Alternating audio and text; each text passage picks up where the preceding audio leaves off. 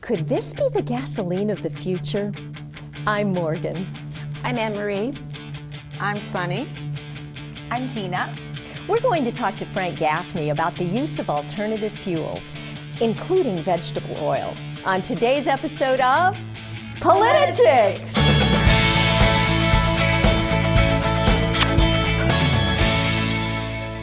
Well, welcome, Frank. So I understand you drive one of the most unlikely of cars, at least at first glance. So you want to tell us about it? Well, it's probably not the most unlikely, but okay. I'm really concerned about the energy insecurity of the country. And since I talk about it all the time, I figured if it's not walk the walk, drive the drive. Right, exactly. So I'm driving a car that runs, at least some of the time, on recycled vegetable oil. It's a diesel vehicle. Don't try this at home, folks, if you don't have a diesel. Right. But it can work, and it can be hugely fuel efficient, cost effective, and as long as you don't mind the smell of French fries coming out the back No problem there. It's a good way to go. Really? When we were in Washington, D.C., we had dinner with Frank and got in your car, and I saw this big giant SUV, and I thought, there's a Frank Gaffney vehicle. And then there was a different car right next to it, a very small car. I thought you were joking, but you were serious. But how does it work, Frank? I know. How does it work? I mean, this is a bottle of vegetable oil. I cooked fried okra in it, you know? I mean, how does it work? You gotta get the okra out of it. Gotta get that out Cars first. Okay. don't do well with okra. It's a diesel vehicle, for starters. Okay, and diesel then you vehicle. Okay. you retrofit it to put basically a parallel fuel system in it. Okay. To take out the spare tire and you put in another tank, and it just switches over. Once the car warms up to a point where that vegetable oil is viscous, then you're good to go. Is that an expensive changeover? It's, in this case, it was about $2,500 for a guy to do it. It's not that fast these days. That's a couple of tanks of gas, it is, right? Diesel most especially. Really? But the point is that, you know, there's a limitless supply of this stuff, Yeah, basically, right. because just we're that generating kind, it a lot. That. Well, it's mostly recycled, obviously, not what you would buy at the store, though I Right. guess if you wanted to do that, you could do that too. But the point is, this is one of a number of different fuels that we manufacture, or could, What are some of in the others? huge quantity in this country. Ethanol is one that's gotten kind of a bad rap. It is a fuel. It has helped us, I think, wean ourselves a bit off of foreign oil. It's been expensive because we've been subsidizing the startup. Right.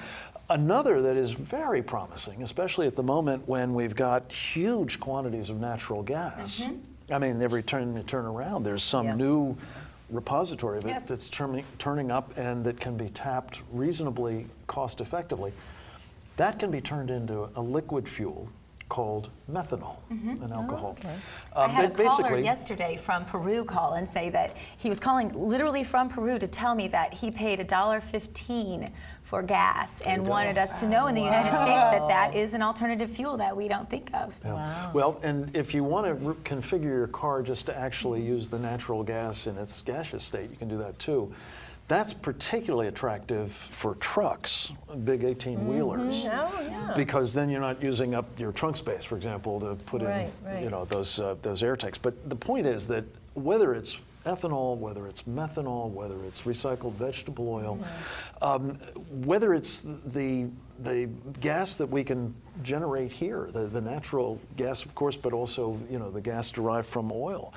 We've got lots of resources in this country. The one that I am particularly keen on is this methanol, because I think there's an obvious play here. And here's the real point. If the cars that we drive around in today are capable of what's known as flexible fuel vehicle operation, you have fuel choice.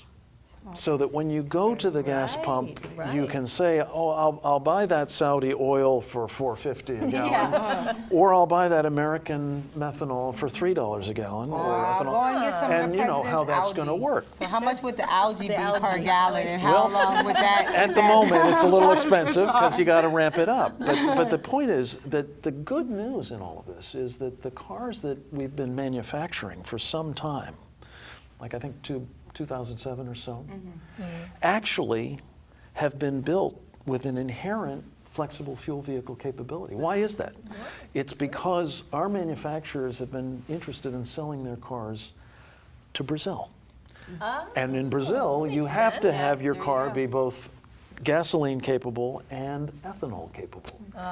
So we've got the capability. There's some minor reconfiguration that has to be done here. What we really should be doing, and there's a bill in Congress that's been introduced now several sessions running, bipartisan bill, both houses of Congress, called the Open Fuel Standard. And it just says, make our cars flexible fuel vehicles as well, and not just, you know, the ones that have the nameplate on the back, but all of them. And then you create fuel choice, and then you have the ability to break the back of OPEC, which is causing us no small amount of problems in the world at the moment. Wouldn't this also break the hold that the government has of thinking that they have to subsidize and pick the winners of it? Because if you have these cars where you actually have this ability to make that choice, then you're going to see the American business owner opening up those ports, and they're not going to wait on government subsidies and those kind of things. So glad you said that. Exactly.